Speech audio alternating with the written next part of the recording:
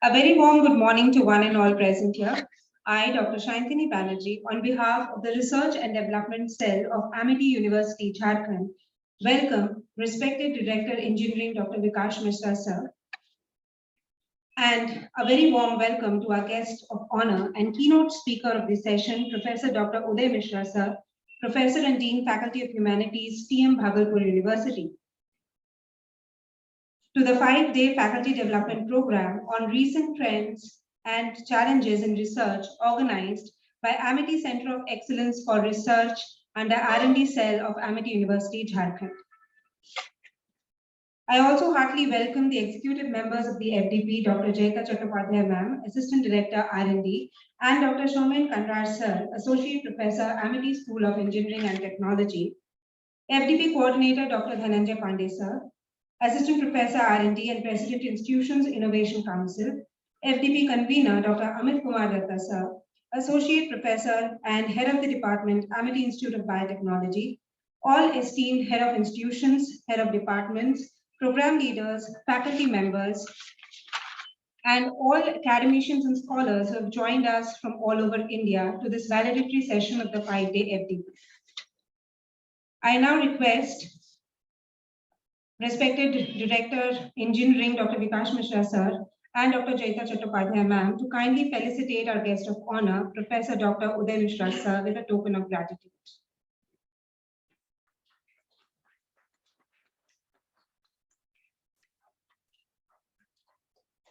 Thank you, dignitaries.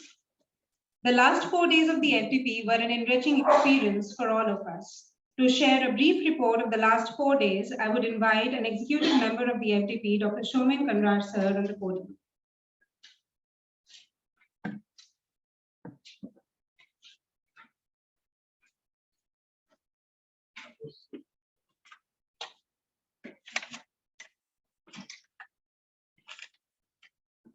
With the blessing of our Honorable Professor Ashok Kechuan, Honorable Chancellor Sir, Honorable Vice Chancellor Sir, and our group member, this is a long 5 days FDP.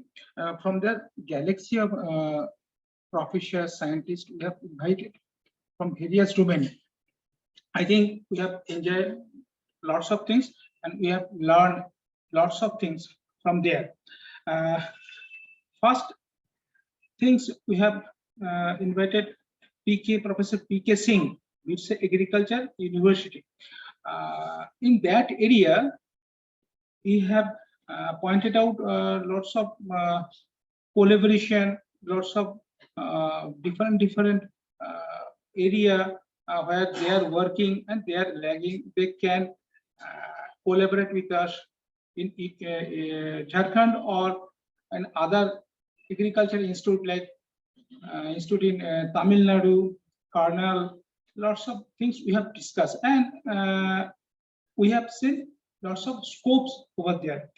And next day, on the 4th July, we have invited 4 renowned persons. One is Dr. Santanu Chatterjee from DRDO. He's a senior scientist, project impact in Imarat Abdul Kalam's Research Center.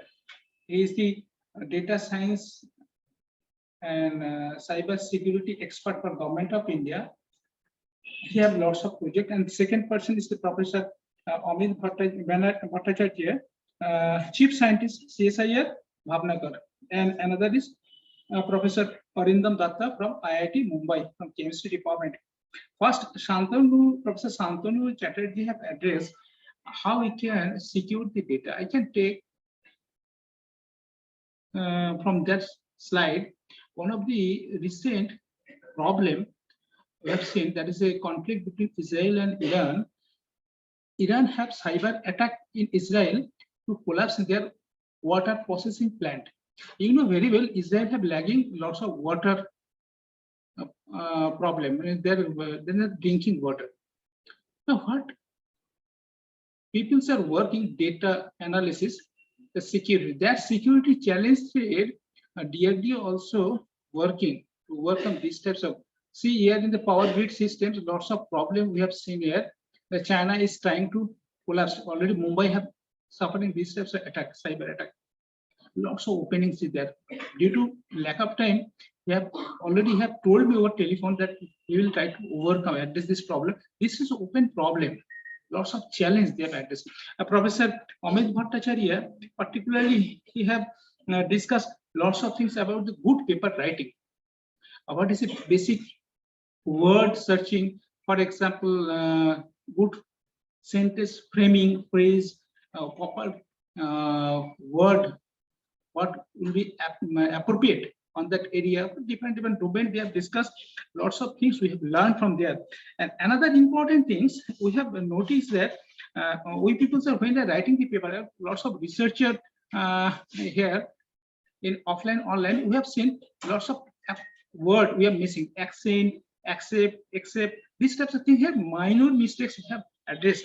And another thing is the Professor Dotto, Arindam Dotto, he have addressed lots of things about how to find the proper journal, how to upload the manuscript, what is we are lagging, what is the when, as this is a reviewer, American Chemical Society, how they are review the paper. Before review all the paper, they will go for the abstract and some of the keyword.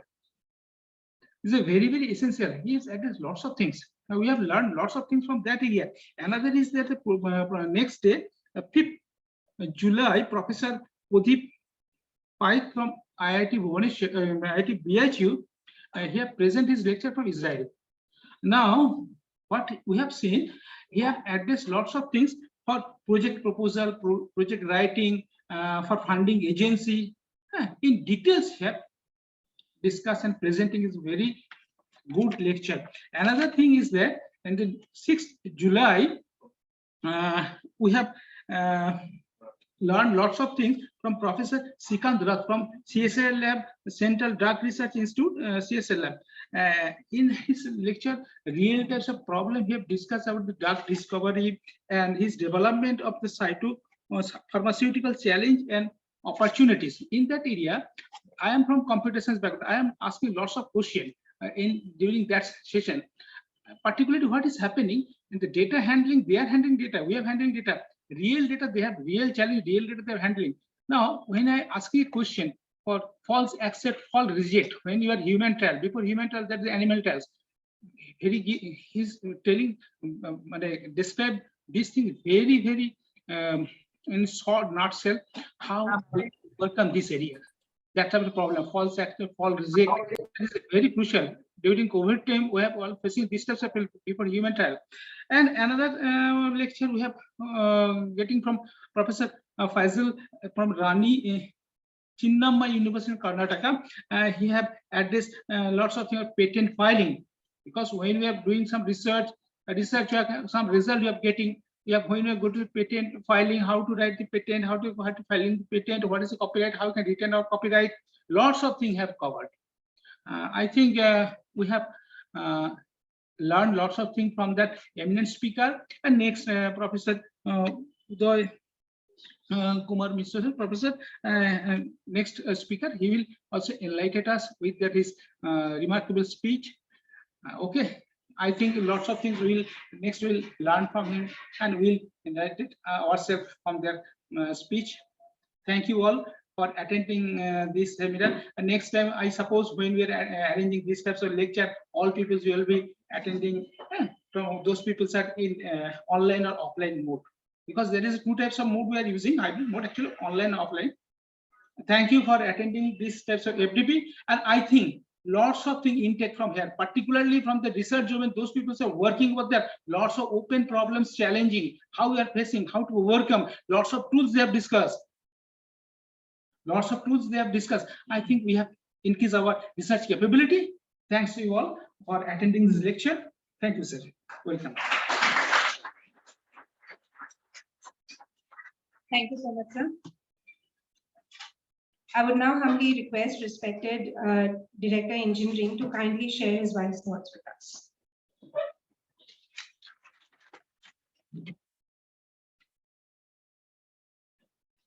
Good morning, everybody. Honorable Professor Uday Mishra, sir, in Humanities, Raghav University, my faculty colleagues, and dear student, first of all, it is my privilege and honor to welcome Professor Uday Mishra sir to the campus of MIT University for the valedictory session of 5-day faculty development program. Sir, we are delighted and we offer our sincere thanks that you have taken out your valuable time from your schedule. We are honored for that. And as Dr. Sumain has elaborated the outcome of the FDP outcomes of the 4 days, which gives a very clear idea that a very fruitful faculty development program we have conducted. And for this, I would like to congratulate the organizing committee for conducting FDP on a very relevant topic, and especially when it comes to research, when it is related to higher educational institutions or universities, it holds a very prominent point and a prominent position when it comes to research, and especially for the young faculties or the beginners or for the freshers, it is very important to know how a good quality research is being carried out.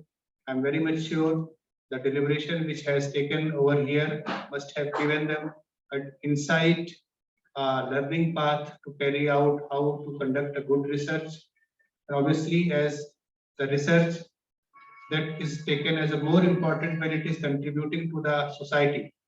If the outcome of the research is oriented towards a certain social cause, personally, I believe that holds a very important and a prominent contribution to the society in which we are living. So I'm not going to take much of the time. I once again congratulate the organizers for conducting this FDP on a very relevant topic. Once again, I would like to welcome Professor Uday Mishra sir to the university campus. Thank you very much. Thank you so much, sir.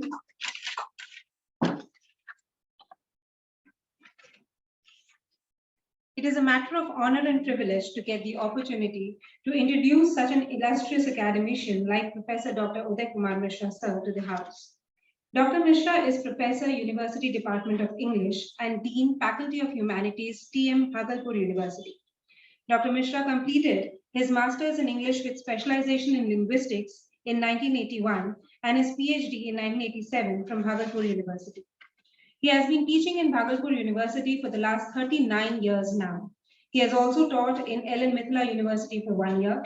He has a teaching experience in Sana University, Yemen, Muscat Technical College, Muscat, Oman, King Saud University, Riyadh, Saudi Arabia, and Al Fateh University, Tripoli, Libya, for about 10 years.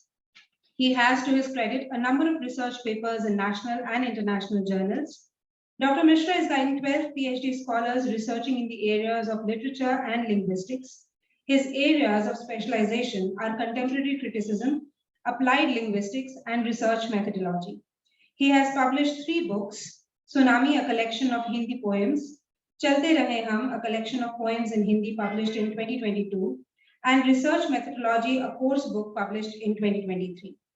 We are extremely honored to have you among us, sir, and are eagerly waiting to listen to you. Over to you, sir.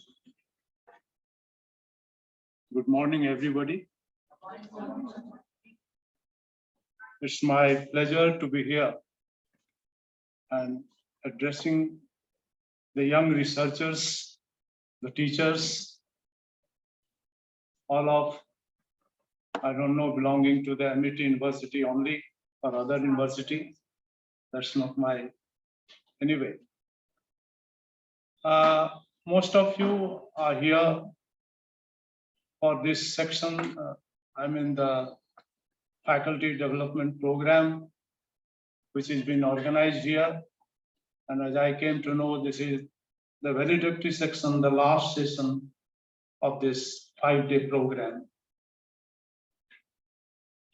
The last session with me, one of the very important aspects of research, that is referencing and styles of documentation. Research, by definition, is all about finding something new, but not out of nothing, but already done in the area. That's the basic thing, that you, by doing research, you add something new to the existing stock of knowledge.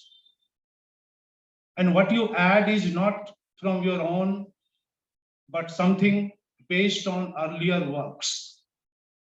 No research work can be done out of nothing. Must have certain background to the work. Perhaps in any research work, you also discuss about the review of literature. Review of literature is all to make it that something has been done in that area and you are going to make out something new. So the basis is there of the previous works in that area.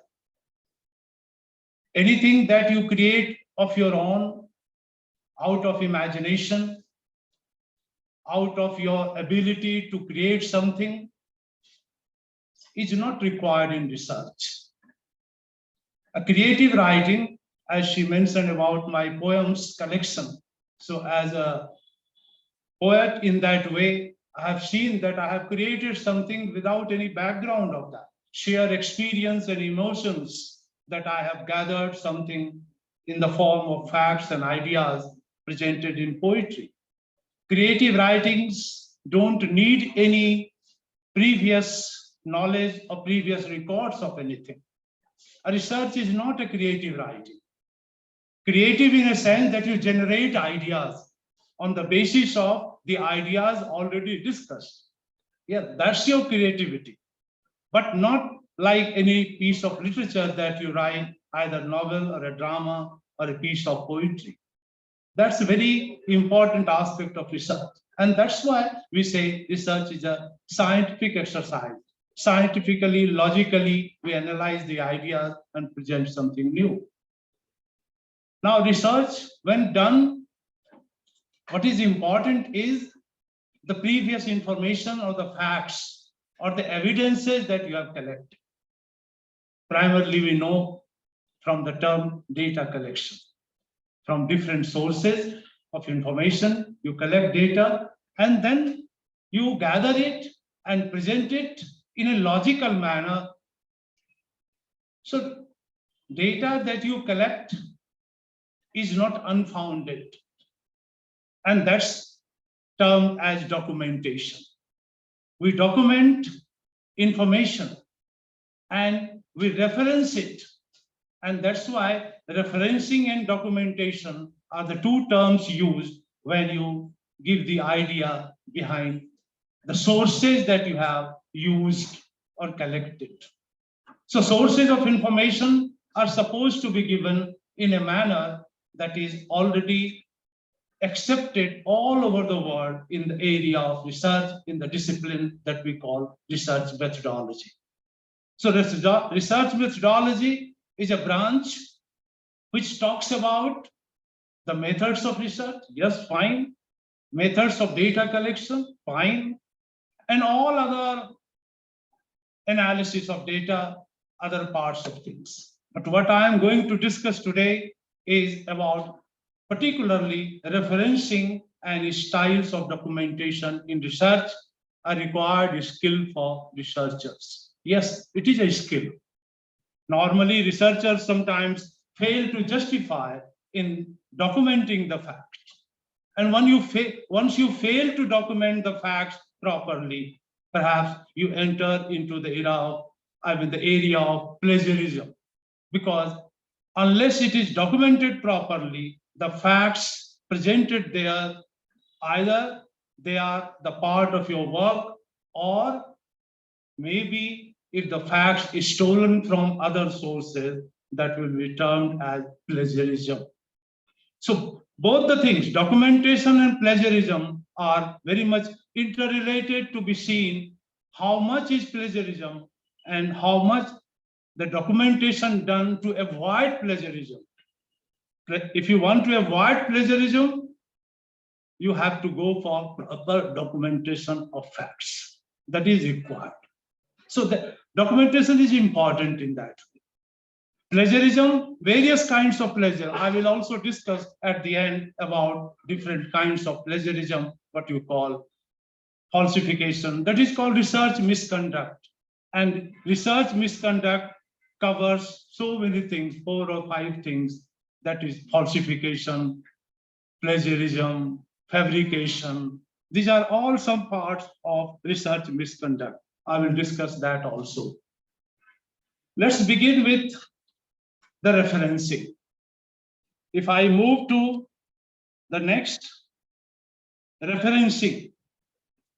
Referencing in research, as I have written here, is an essential part and needs to be maintained properly. It is a skill or ability to find out the required information for any kind of research and to acknowledge the sources of information. Yes, to acknowledge the sources of information, you have to do referencing. If you don't acknowledge the sources of information, plagiarism is there. So acknowledging the sources is very essential for any researcher. You cannot add anything. So, and referencing is done covering quotations, theories, figures, all sorts of information that you have.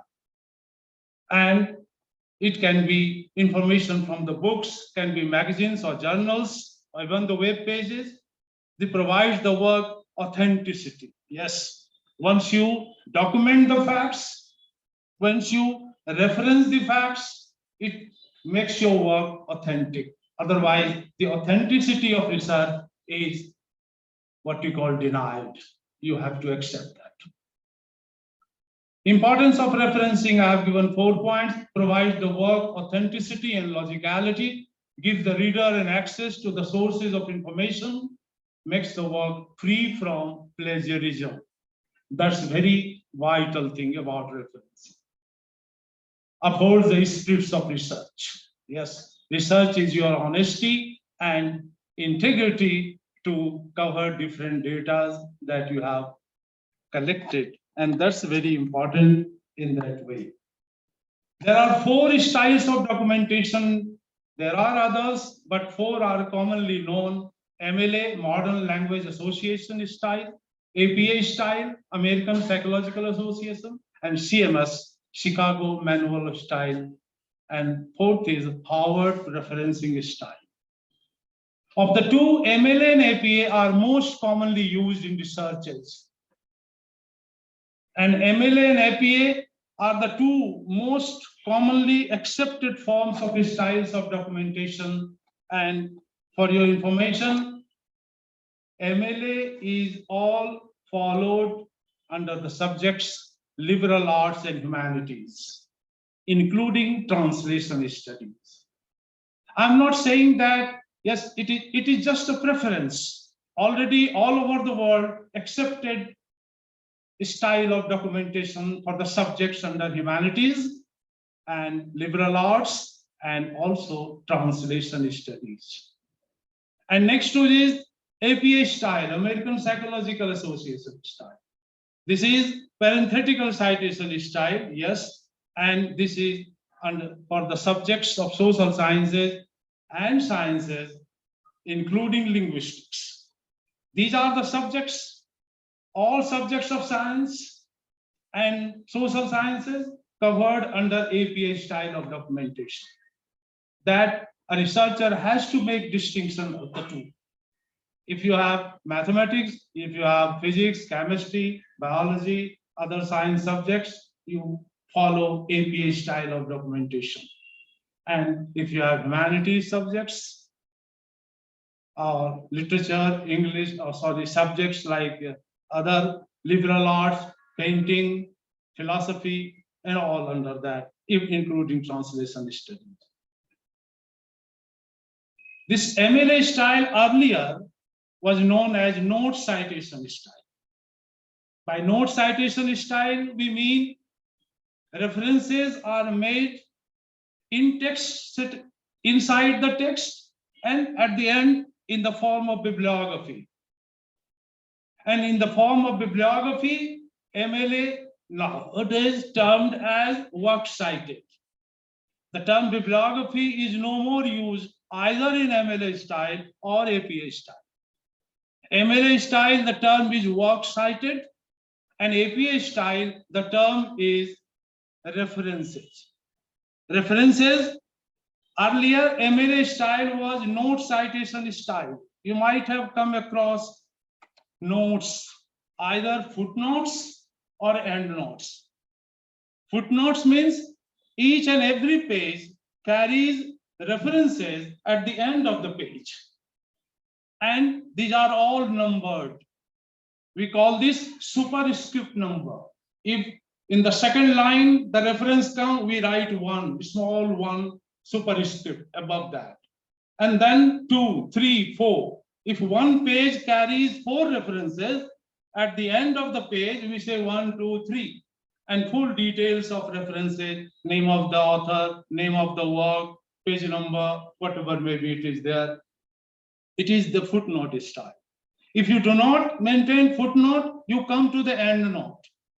At the end of the chapter, at the end of the paper, research paper, you arrange 1, 2, 3, 4, all numbered. This numbering style is still, as dean of the faculty and the head of the department, I could see researchers even maintaining 1, 2, 3 in the references and bibliography, or even the work site. I normally say, why do you read 1, 2, 3, 4, 5? They say, because these are the references number. I belong to Department of English. Mine is humanities. So I come across this MLA style maintaining note citation. But for your information, I mentioned here, note citation has been done away from the 7th edition of MLA style, 2009. 2009, MLA brought out 7th edition, and they declared that now we move to parenthetical citation style. Note citation was stopped. Formally, researchers follow note citation even after 2009. That's a different thing. But MLA has stopped this very method of documentation. They adopted same like APA parenthetical citation. That means in the text citation, after the end of the quotation or line or references, it is there within brackets, parentheses, the name of the author, the last name of the author, and page number. So MLA style now known from 2009 onwards, author page number style. Because in text citation is author's last name and the page number is given within parentheses. Similarly, in APA style, within parentheses, author's last name is given and then year is given. And that's why APA is known as author year style. Author year and this author page number style in MLA. And that's why we have to follow the norms of MLA 2009 onwards, moving to parenthetical citation. So note citation is almost an old-fashioned style, and it needs to be dropped by any researcher if they follow it in any manner. Even APA, I have seen numbered references, 1, 2, 3, 4, 5, 6. Numbering is all done up away. You cannot follow that. That is not required. So that is the basic difference between the two. That is author page number style, and this is author and year style. That is how we can move towards. The entire work should be double spaced in both the cases. And Times Roman, Times New Roman, 12 font in both the cases. Sometimes spacing is a problem for researchers. Sometimes single space, sometimes double space. If you want to make the thesis, particularly in arts and humanities, making it voluminous, they need more spaces and long quotations so that number of pages increase. That's not the way one should do. Follow the Bibliography is termed as works cited, as I said earlier. Bibliography is termed as references in APA style. Two terms quite different. The term bibliography must not be used by any researcher following APA or MLA styles of documentation. Because bibliography is both. References is also bibliography and works cited is also bibliography. Normally use bibliography. So that confusion is there when students come to me asking for that. What should we write? Works cited or references or notes or bibliography? That's the basic thing one should know about that. In-text citation, it is there. All the names are required to be used in full with no initials. That is MLA style. No initials, full name. APA style, the first name full and the rest with initials. And there are 4 or 5 authors. Okay, you can use et al. ET and then AL. In both the cases, MLA and APA both. But one thing is very clear, if there are 2 authors, N is required. In MLA style, A and D, that is N. In APA style, this symbol is used, that is called, what we call this, ampersand. So that is the symbol used in APA style. You have no choice, because research methodology is a scientific area that you have to what you call adopt the fixed approach, the format. You cannot take the liberty of using and something vice versa. You have to make it in that way. So that is the next. Citation order, author, surname, first name, source table, title of the contributors, version, number, everything in there. MLA citation no longer needs the URL in case of any online material. Yes, MLA in its edition, 7th edition, say no longer URL is required. The 9th edition of MLA does not require the place name, but only the publisher as in AP. That is also another thing. No name of place of publishing house, New Delhi or Cambridge or whatever may be, the place name is not required in MLA. APA also, that is 7th edition, 2021. They have also done away with place name. So place name is not required even in APA style. Both APA and MLA place name have been taken out. No need of that. Every entry in works cited should begin with the left margin, and subsequent lines should be left indented. Indenting is required. That means hanging indent. The name begins first and then 5 or 7 spaces. If you put control and tab, it will go 5 and 7 spaces. That is to be maintained properly. The first letter of each word in the title should be capitalized, except the insignificant words like A and the of. These insignificant words, articles, prepositions like that must be dropped when you put the title. In case of titles of book,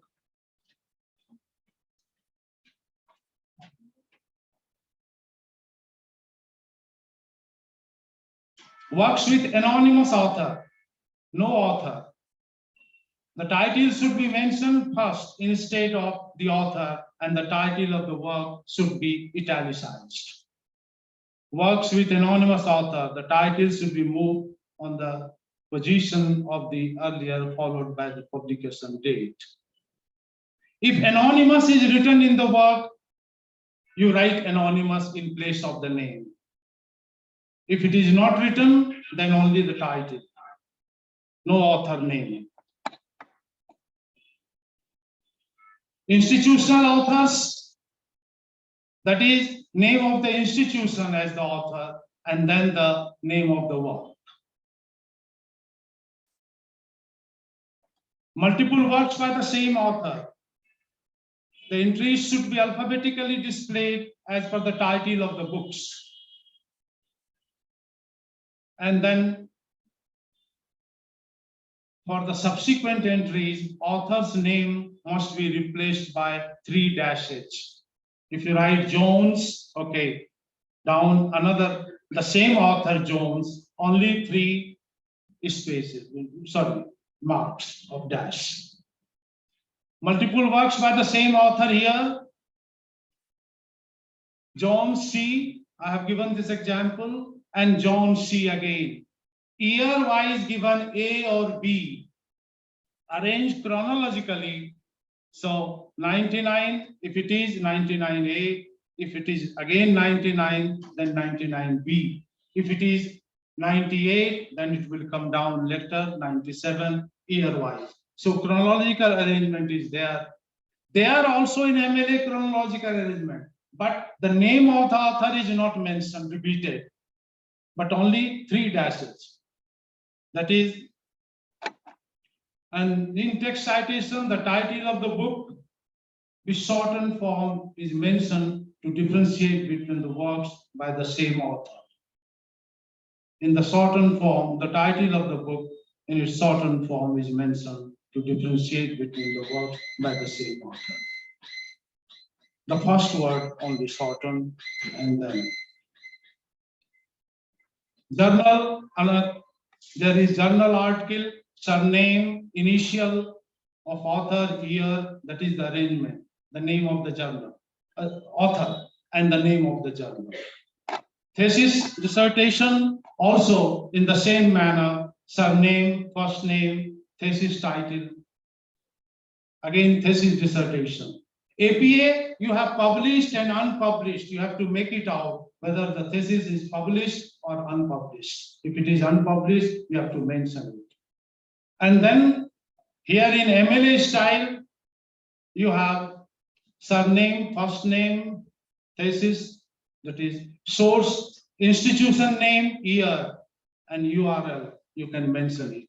That is PhD thesis, if you are mentioning that.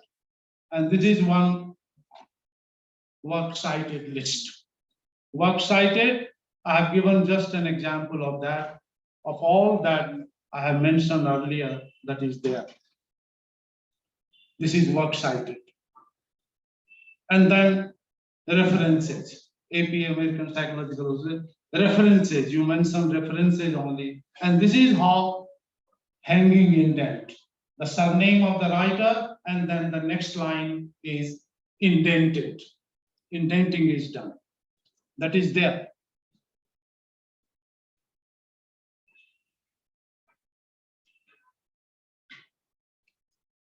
This is all about the difference between the 2 styles of documentation, MLA and APA styles of documentation. I will discuss again of the next slide we have. I don't know, on plagiarism. Where is that? Yeah, this is research misconduct. And 3 types of research misconduct: data falsification, data fabrication, and plagiarism. Okay? Because as I said, if you don't do proper documentation, the chances of plagiarism is there, and it might be termed as plagiarized research work. And UGC in its document 2018 has made it very clear that certain kinds of penalties might be imposed on the supervisor and also on the researcher. Although different institutions have not adopted that UGC regulation properly, and that's why this data misconduct is there in many of the research works, ongoing research works. But one researcher has to keep in mind what is that UGC regulations regarding plagiarism. As you can see, there's a light research misconduct is defined as fabrication, falsification, or plagiarism. The three kinds of research misconduct in proposing, performing, or reviewing research, or in reporting research. The first one is fabrication. Data fabrication refers to making up or constructing new data that is commonly done in research, and that is termed as data fabrication. You create, you make it out, you construct new ideas and thoughts on your own to suit your research, to suit the logicality of the research.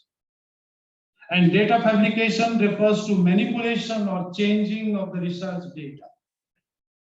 You have collected data and you manipulate it for the purpose of research. Different kinds of data, either in scientific research or in social sciences or in literature, fabrication, falsification, all are done with an intention to make out the result that is targeted, the result that you want. So that for that purpose, these two things. Plagiarism, yet another kind of research misconduct, which is because of stealing facts from other sources and not acknowledging the sources. Direct violation of this copyright also sometimes. When you steal away facts and data and do not accept them and use them as your own, that is very severe kind of crime in the field of research. Plagiarism refers to the act of using others' ideas, information, or expressions without acknowledging the sources or treating them as one's own, either intentionally or unintentionally. Sometimes you do it intentionally and sometimes unintentionally also. You have to check it, revise it, and then find it out. And for that purpose, plagiarism checkers are also there, like Turnitin, very commonly accepted, UGC's Okun or something like that, that is there. We'll talk about that later. Data falsification refers to the manipulation or changing of the research data findings or experiments done with an intention. Falsification is all with an intention, an intended, what you call, design to use data, fabricate data in a manner that suits your work. That is very wrong illustrations of data, inaccurate expression of the data. These are all under the data falsification. Also includes inappropriate use of measuring scales or sampling techniques. Yes, these are all done with a view to get the required result in any research work. Data fabrication refers to making up or constructing new data, findings, or results followed by the inaccurate report of fabricated data. I've seen many researchers making out data, fabricating it to suit the results, to suit the. So this is very serious crime in that way in the field of research. One must avoid it. Avoiding this is good for the purpose of research.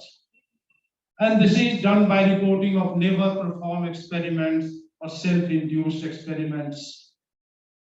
Also refers to any manner of fabrication of sources of information and incorrect citations. Often observed in case of low-funded research projects, because researchers are bound to fabricate data for the purpose, because not going to other places and what you call institutions to collect data for interview, for some kinds of collection. it needs to moving out. One of my colleagues said, economics said, no need of going out and interviewing. You can make it out at home and present the data in a manner you want to. That's a very easy way of doing research without moving out. Yes, of course, in the days of this internet, you collect information through Google. Yes, right. But any kind of project work that you have undertaken, where the field work is involved, you have to get new data and analyze them, make it.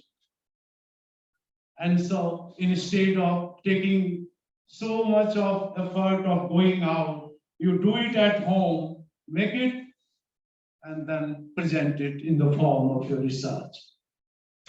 Of course, the authenticity of research is challenged, but you make it cleverly. You arrange the things and make it like that, and it is accepted. The degree is awarded. Degree is awarded even on false data. Degree is awarded on manipulated data. That is not the research, right kind of research. So the true spirit of research is your honesty. Honesty is required as far as the research is concerned. And that's why these things are to be avoided. UGC in its document, Promotion of Academic Integrity and Prevention of Plagiarism Regulation 2018, gives a definition of plagiarism. Plagiarism means the practice of taking someone else's work or idea and passing them as one's own. That is plagiarism as far as UGC's definition is concerned. Different forms of plagiarism, repeating or paraphrasing the original words without documenting sources. Here the writer researcher uses his or her own words and reproduce the ideas of others in a paraphrased manner. Paraphrasing, yes, you paraphrase the ideas, but yet it comes under plagiarism. Presenting a line of thought of others by restructuring the language without any kind of acknowledgement of sources. Some of my friends says you change the language, paraphrase it, or rewrite, recast the whole thing, make it your own. But even if the ideas are of someone else's, you might be caught for stealing the ideas. Borrowing ideas from other known sources is also known as an act of plagiarism, if not properly documented. Using the words or phrases directly as they are from the books in a research paper without quoting quotation marks or proper documentation. Yes, direct quotation. Sometimes direct quotations are also mentioned. And they remove inverted commas, make it as in the running order, as if the phrases and the words are the researchers. That is to be also seen that this kind of borrowing is also called plagiarism. That is how to avoid plagiarism. Yes, these are some of the points here you can look at. How to avoid, minimize plagiarism. I'm using the word minimize because UGC says up to 10% plagiarism is not punishable, permissible. But beyond 10%, yes, it comes under different kinds of penalties to be imposed on the researcher sometimes and also on the supervisor. Facts or ideas borrowed from the work of others all needs documentation. Any material in any form presented verbatim or word by word from the work of others. Any information paraphrased or summarized. it is mandatory to provide works cited references list at the end of the work, acknowledging the sources.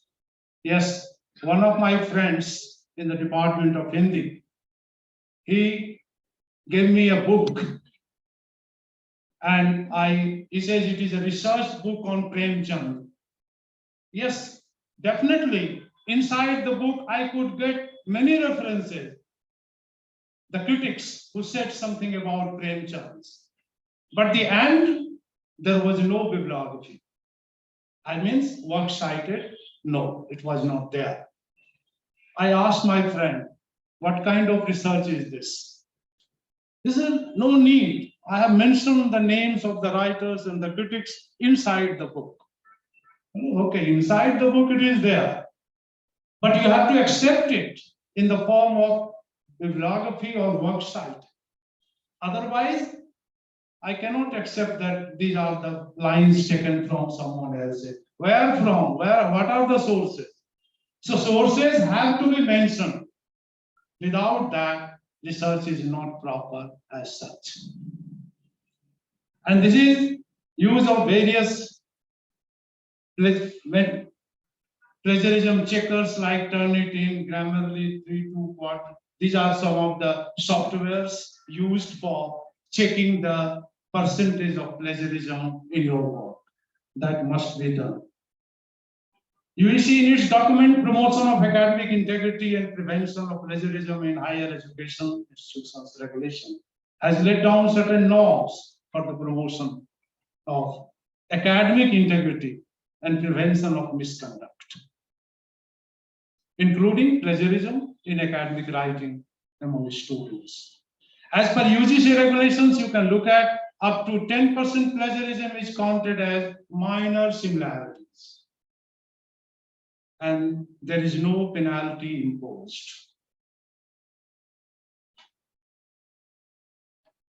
Up to 10%, no penalty.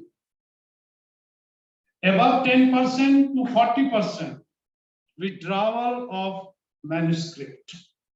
Yes, once you submit it, you have to withdraw. And then rewrite again. Remove the certain parts which are plagiarized or above 40 to 60%, withdrawal of manuscript, denial of one increment, and an imposition of a ban on the supervisor. This is UGC's regulation. Whether our universities accept it or not, that's a different thing. But this is as per UGC regulations. So denial of one increment and an imposition of a ban on the supervisor to supervise any master's or MPhil or PhD dissertation for 2 years. 2 years ban. But in most of the universities, this is not implemented. And that's why researchers and the supervisors are all free to make out a trial case 20%, 30%, 40%, 60%. When I was the dean at the university there, Bhagalpur, I got a plagiarism report, 80%. As dean, I say, what is this? It's horrible. What kind of punishment should be given to the supervisor? Because 80%, that is above 60%. Withdrawal of manuscript, a ban on the supervisor to supervise any masters for 3 years. Earlier, 40 to 60, 2 years. Above than 60 years, 3 years ban. But the supervisor, I still remember, he was not deprived of this very right to supervise. And so he continued supervising. He said, okay, isko lota dete hain. That is how, in practice, it happens in the universities. I'm talking of Bihar and Jharkhand and many, Assam, Odisha, Bengal, many of these states. Why should blame Jharkhand and Bihar? There are many states where it is not implemented. It was introduced in 2018, and yet it will take time for the universities to implement them in their respective universities. Above 60%. If the act is repeated thrice, UGC is not here just making it the case over. If the act is repeated thrice, then the disciplinary action, including suspension, termination, as per service rules, shall be taken by the HEs. Yes, if the university has this, okay, even the suspension. I still remember one of the professors working with me in Yemen. I was in Yemen for some time, and Libya, as she said about that. In Yemen, he was a professor of IGNU, Indira Gandhi National Open University. And his PhD thesis was challenged in the university. And it was found that 60% materials were plagiarized from one of the American university theses. There was a committee, and one of my known person from JNU, he was a professor at the time there, he was one of the members of the committee. He says, I was a member of the committee, and we recommended for the termination of the services of that professor in IGNU, and it was implemented. It's not that the university cannot do, university can do. But we are very much not in favor of such penalties, and that's why we don't implement. But as per the UGC, this is 2018, and that action was taken in 2003 or something like that too. But the university did this on its own, not because UGC wanted it. If the act is repeated, termination as per the service rule shall be taken by the agents. And so I conclude saying plagiarism is a serious blow to the research objectives like validity, reliability, objectivity. These are the three important parts of research. If your research work lacks validity, if your research work data is not reliable and objectivity is not maintained, then it is not proper to continue research work in a manner what we do with plagiarized fact, outrightly avoided to keep the authenticity and legitimacy of the research. So to maintain this, you have to stick to certain norms of plagiarism, and so that it can be checked. This is academic integrity that we must hold, because after all, research is meant for adding something new to the existing stock of knowledge. That is the basic thing about research. If you cannot add anything new on the basis of the facts and data collected from different sources of information, that research is not valid at all. So validity is the hallmark of research, and authenticity also. Because if the research is challenged somewhere, that is no research. And that's why these are some of the steps to be taken while writing the thesis, writing any dissertation, writing any paper even. And so plagiarism check, a device, a software device, must be there in use in every institution. Before it is submitted, the research paper or the writings must be checked and then submitted. Many of the important publishing houses maintain this plagiarism check. Even the books and the other papers submitted are checked properly in most of the institutions. I hope in MIT there must be something, this plagiarism check is there. Most of the private universities do maintain this. But state universities, I'm sorry to say, they fail, and they fail sometimes miserably. As I said, even 80% plagiarism is not okay, no problem. You submit it again afresh, adding new item. So state universities really very poor as far as plagiarism check is concerned. In Bihar, for your information, That's my university, the first university to introduce plagiarism check. And so we do it at the university level. Neither at Patna University, nor Magar, nor any other. Plagiarism check is not there. So that is important for research. And as far as documentation is concerned, that you have to develop this skill of documenting. As I said, many of the researchers do not maintain properly the documentation style. Either they sometimes mixed it, APA and MLA mixed together. That's a really very, I think, big violation of the documentation norms. These are the norms, rules. These are not the rules to be followed. Some of the things you have to follow as far as the precedence is concerned, and you have to maintain it. Similarly, in my book, I have mentioned about one whole chapter on language. That is also as per the UGC and also the APA style of documentation, MLA style of documentation. They have also mentioned it that language must be free from certain things like language which is aimed at what you call sexism in language, use of something, diseases, not to be mentioned. Many of the things, caste, creed, religion, so many things must not be raised in your language.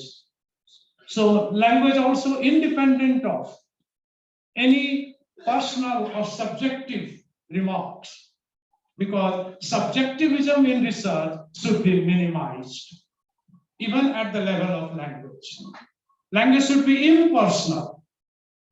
Impersonal, maximally, you have to make your presentation impersonal, because the research is not by an individual as his or her own, but the research is an independent work where you have to make it objectivity and impersonal language in the sense, not personalized language. Because your opinion, personal opinion, your bias must be avoided there, must be maximally be avoided. And even at the level of language, this objectivity has to be achieved. That is one aspect normally researchers do not take into consideration about the language. Very vital part of research work when you write it. So documentation and this plagiarism and also the objectivity at the level of language must also be maintained in all cases. And that can make the research work independent of your personal views or ideas, because it is not your personal work, it is something very different from your personal idea or personal thoughts. It is based on certain facts and data collected from different sources. So researcher has to take into consideration all these facts, and so that the research can be done in a proper manner for the purpose of its authenticity, and that is all important for a researcher. Okay, thank you. If you have anything, thank you very much. Thank you.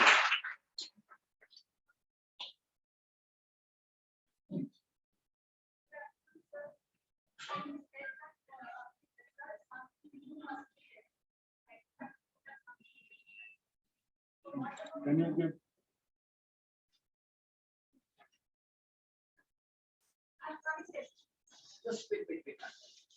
Okay, you can come over here. Then you said that in research something new must be there. So what about the armchair researches in which the facts are being collected and they are being put up their own way, in the way of the researcher, whatever it is that not a research? Will it be called research? Facts collected.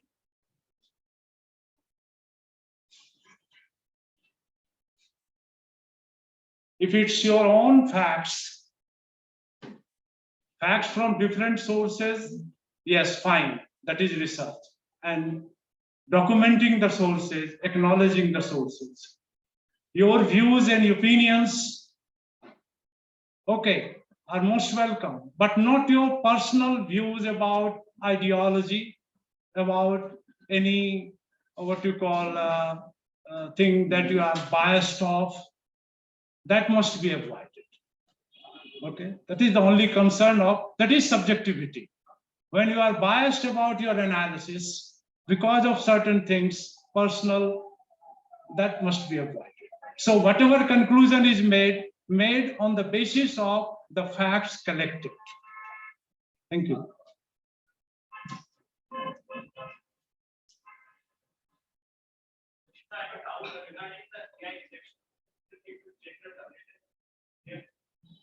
Yeah, can you come over here? I can't.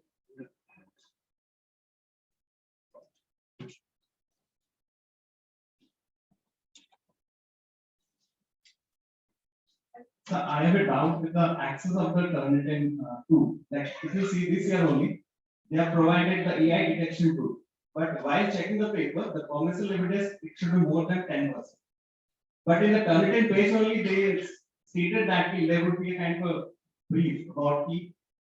This is a kind of opinion, like legally it's opinion, like based on Turnitin, and for checking the proof of the source, you have to.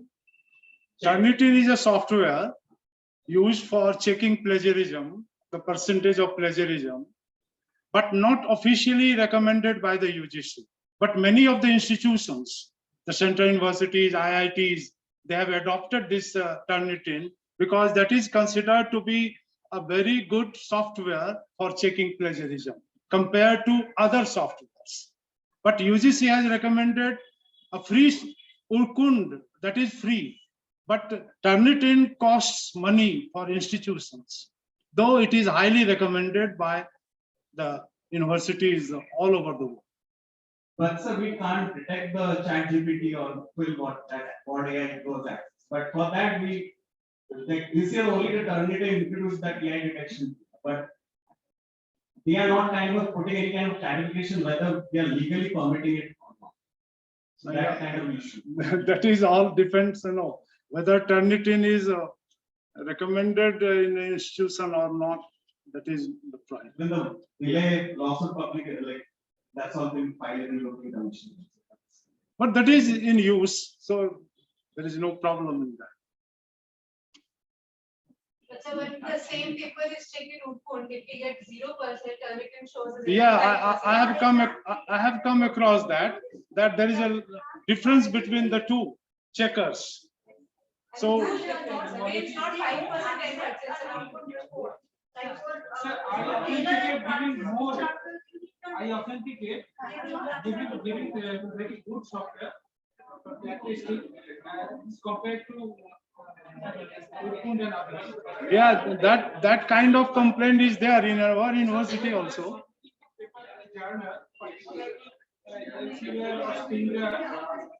Sometimes journal some. I see. I authenticate. Another important thing is that we are talking about the certification of the data. It's a certification. Cyber security or security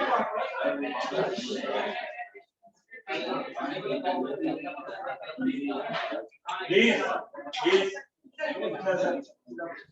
For particularly for cyber security or security purpose, we have fabricated.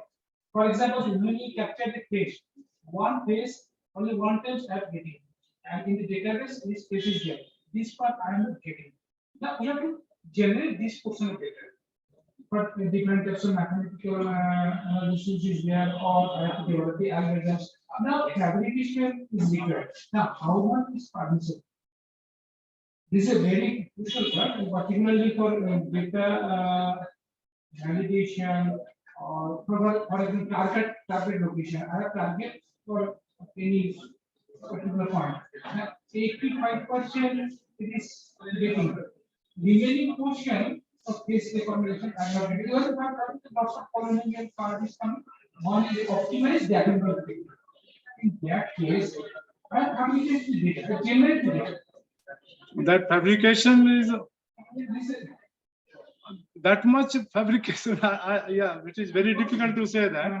Yeah. Thing is there, you think it can be, for example, when research is targeting on a target, 70 to 75%, okay. Then when same person is not getting, then it will be not lost. That research is not good. In that case, 30% generate data. If it is matching with that image, what is the image? For example, when India is targeting Bangladesh, in that area, something is changing. One is previous data, satellite data, something is changing over there. In that is the target data. Some target is matching the image, the law of the target. In that case, research how much agriculture is UGC doesn't talk about fabrication as such. in general, what we do. It is a kind of research misconduct. Okay, it's your, I mean, the honesty on the part of research. How could you falsify data or fabricate data? It is up to your honesty, because when the results are to be tested, sometimes your fabrication may not work. No, So- I have to generate data. Yeah, you have. 80% of the data we have captured and 50% data they have not getting. For example, big data problem. Yeah, Big yeah. Data analysis, some component is not data, not structured, unstructured. Yeah. In that case, during preparation, we have to make a format. The format of the data change and modify. In that case, what is happening, some people are giving null. We are using lots of median, finding median of the data, mean of the data, we are putting. But in that case, we are practicing. Yes, right. So it is not permitted to no participation. It is. Research point of view. Then the research it will stop. Yes. In social science, we cannot do that because we have to take the actual data from the. Okay, but in real practical implementation. These are the practical things. Yes, you are talking about that. In maybe in other scientific domain, you can experiment and you can get data that way. But in social sciences, for certain mentioning. Social science is okay, but You cannot Best is that we can acknowledge that. domain specific. Once you acknowledge, then it's not a part of plagiarism. Yes, right. This person data we are getting a business. What we have done, we can acknowledge that. We can have a building. Let the reviewer and editor decide. Image analysis, people say generating data. For image analysis for cancer cell detection, for some area of the cell, we have to cancer infected or not in that area. Sometimes people do it, and that's a part of the need. You have to do it. Yes, right.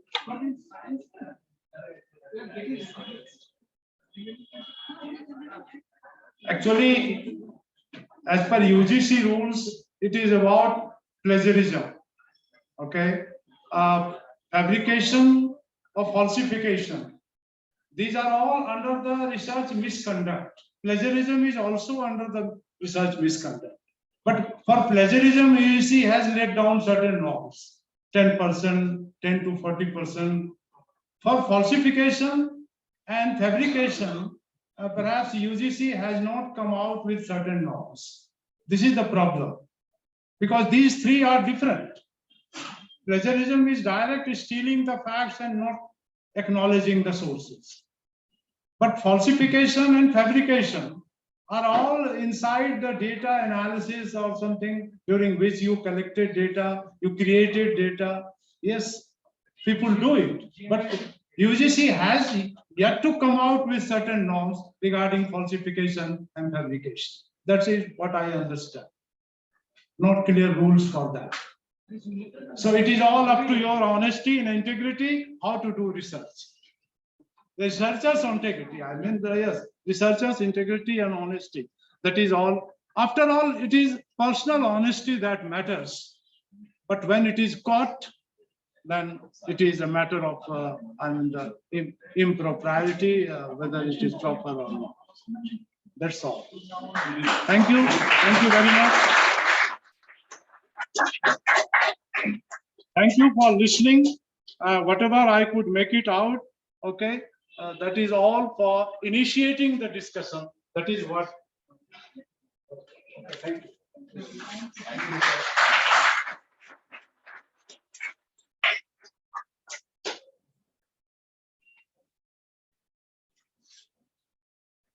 Thank you so much, sir, for that engaging and enriching session. With this, we come to the end of our 5-day FDP and sincerely hope that our efforts in disseminating knowledge regarding the trends and challenges faced during research in multidisciplinary subject areas has been fruitful for all our participants. I would now request the coordinator of the FDP, Dr. Dhananjay Pandey, sir, to kindly present the vote of thanks.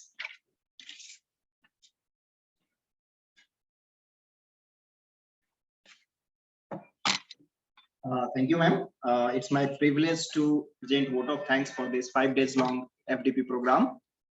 With the blessings and motivations of our Honorable Founder President, Dr. Ashok K. Chauhan sir, our Honorable Chancellor, Dr. Atul Chauhan sir, we have conducted 5 days long FDP program on topic recent trends and challenges in research. On behalf of organizing team, I would like to thank higher authorities of MIT University Jharkhand for allowing R&D cell to conduct this 5 days long FDP program from 3rd July to 7th July. We are very much thankful to today's keynote speaker, Professor Uday Kumar Mishra sir, for enlightening us on research ethics and how to use referencing styles and all about that. Thank you so much, sir, to accept our invitation and delivering wonderful talk today. We are also thankful to all speakers of 5 days long FDP program for accepting our invitation and giving insightful talks. I would like to say thanks to all HOIs, HODs, faculty members and staffs of MIT University Jharkhand for helping us to organizing this FDP program. We are also thankful to have admin team, media cell, IT team to provide required IT support for this event and successfully organizing this event.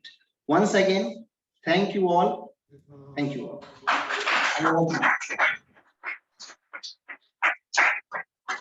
I would now request all to kindly rise for the national anthem. I request the IT to play the national anthem, please.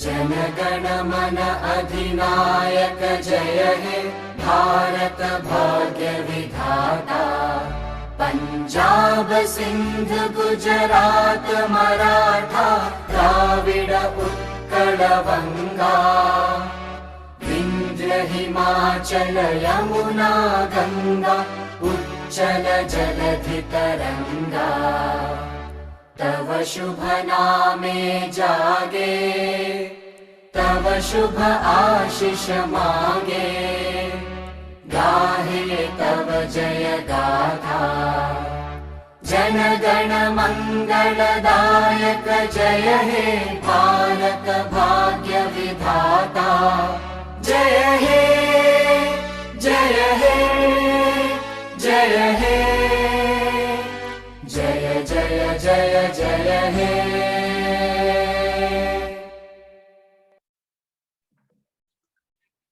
I request the IT to kindly close the session.